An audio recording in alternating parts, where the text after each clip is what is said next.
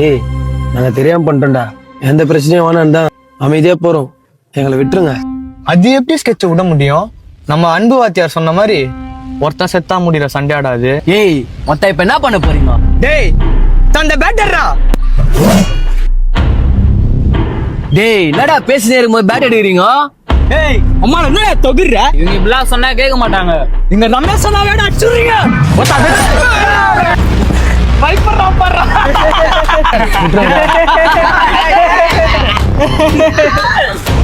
அந்த சாமி பக்கத்துல எப்பவுமே ஒரு கத்தி இருக்கும்.